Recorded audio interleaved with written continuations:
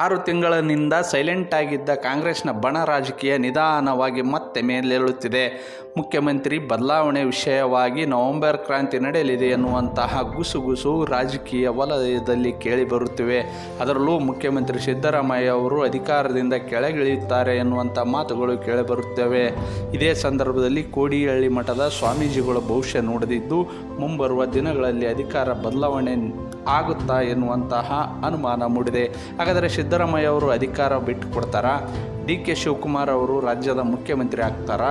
ಈ ಕುರಿತು ಇನ್ನಷ್ಟು ಮಾಹಿತಿ ನೀಡ್ತೀವಿ. ನಮ್ಮ ಚಾನಲ್ ಸಬ್ಸ್ಕ್ರೈಬ್ ಮಾಡಿ, ಶೇರ್ ಮಾಡಿ, ಲೈಕ್ ಮಾಡಿ, ಹಾಗೆ ಕಾಮೆಂಟ್ ಮಾಡಿ. ಕಾಂಗ್ರೆಸ್ ರಾಜ್ಯ ರಾಜಕೀಯದಲ್ಲಿ ಹೊಸ ಬದಲಾವಣೆಯ ಮುನ್ಸೂಚನೆ ಸಿಕ್ಕಿದೆ. ಅದರಲ್ಲೂ ಹೈಕಮಾಂಡ್ ಸೂಚನೆಯ ಮೇರೆಗೆ ಅಧಿಕಾರ ಹಂಚಿಕೆಯ ಸೂತ್ರ ಮತ್ತೆ ಮುನ್ನೆಲೆಗೆ ಬಂದಿದೆ. ಬಿಜೆಪಿಯ ನಾಯಕರು ಹೇಳುವ ಪ್ರಕಾರ ಇದೇ ನವೆಂಬರ್ ಕ್ರಾಂತಿ ನಡೆಯಲಿದೆ ಎಂದು ಹೇಳಲಾಗುತ್ತಿದೆ. ಇದರ ನಡುವೆ ಕೋಡಿಹಳ್ಳಿ ಮಠದ ಸ್ವಾಮೀಜಿಗಳು ಹೊಸ ಭವಿಷ್ಯವನ್ನು ನುಡಿದಿದ್ದಾರೆ. ಮುಖ್ಯಮಂತ್ರಿ ಸಿದ್ದರಾಮಯ್ಯ ಅವರ ಅಧಿಕಾರ ಹಂಚಿಕೆ ಸೂತ್ರವನ್ನು ಹೈಕಮಾಂಡ್ ಜಾರಿಗೊಳಿಸುತ್ತಾ ಎನ್ನುವಂತಹ ಪ್ರಶ್ನೆಗಳು ಎದ್ದಿವೆ. ರಾಜಕೀಯ ಹಾಗೂ ಪ್ರಕೃತಿಯ ಬಗ್ಗೆ ಸದಾಕಾಲ ಭವಿಷ್ಯ ನುಡಿಯುವಂತಹ ಕೋಡಿ ಮಠದ ಶಿವಾನಂದ ಶಿವಯೋಗಿ ರಾಜೇಂದ್ರ ಸ್ವಾಮೀಜಿ ಅವರು ಈಗ ಹೊಸ ಭವಿಷ್ಯವನ್ನು ನುಡಿದಿದ್ದಾರೆ. ಸಿದ್ದರಾಮಯ್ಯ ಸರ್ಕಾರಕ್ಕೆ ಯಾವುದೇ ತೊಂದರೆ ಇಲ್ಲ, ಹಾಗಂತ ಮುಂದಿನ ದಿನಗಳಲ್ಲಿ ಏನು ಆಗುತ್ತಿದೆ ಎಂದು ಹೇಳುವುದು ಕಷ್ಟ. ಮುಂಬರುವ ಸಂಕ್ರಾಂತಿಯವರೆಗೆ ಎಲ್ಲರೂ ಕಾಯಲೇಬೇಕು. ಸಂಕ್ರಾಂತಿಯಲ್ಲಿ ರಾಜ್ಯ ರಾಜಕಾರಣದಲ್ಲಿ ಭಾರೀ ಬದಲಾವಣೆ ಆಗುವ ಸಾಧ್ಯತೆ ಇದೆ ಎಂದು ಭವಿಷ್ಯ ನುಡಿದಿದ್ದಾರೆ.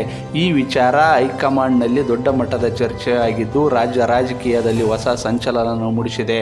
ಮುಂಬರುವ ನವೆಂಬರ್ನಲ್ಲಿ ಸಿದ್ದರಾಮಯ್ಯ ಅವರು ಹೈಕಮಾಂಡ್ಗೆ ಕೊಟ್ಟ ಮಾತಿನಂತೆ ಸಿಎಂ ಹುದ್ದೆಯಿಂದ ಕೆಳಗಿಳಿದು ಡಿ.ಕೆ. ಶಿವಕುಮಾರ್ ಅವರಿಗೆ ಅಧಿಕಾರ ಬಿಟ್ಟು ಕೊಡ್ತಾರೆ ಎನ್ನುವಂಥ ಪ್ರಶ್ನೆ ಎದ್ದಿದೆ. ಇನ್ನೊಂದೆಡೆ ಡಿ.ಕೆ. ಶಿವಕುಮಾರ್ ದೆಹಲಿ ಪರೇಡ್ ನಡೆಸಿದ್ದು ನವೆಂಬರ್ ಎಂಡಿಗೆ ನನಗೆ ಅಧಿಕಾರ ನೀಡುವಂತೆ ಷರತ್ತು ಹಾಕಿದ್ದಾರೆ ಎಂದು ಹೇಳಲಾಗುತ್ತಿದೆ.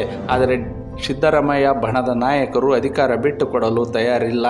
ಒಟ್ಟಾರೆಯಾಗಿ ಮುಂಬರುವ ದಿನಗಳಲ್ಲಿ ರಾಜ್ಯ ರಾಜಕಾರಣದಲ್ಲಿ ನವೆಂಬರ್ ಕ್ರಾಂತಿ ಉಂಟಾಗಲಿದೆ ಎಂದು ವಿಪಕ್ಷ ನಾಯಕರು ಭವಿಷ್ಯ ನುಡಿಯುತ್ತಿದ್ದಾರೆ.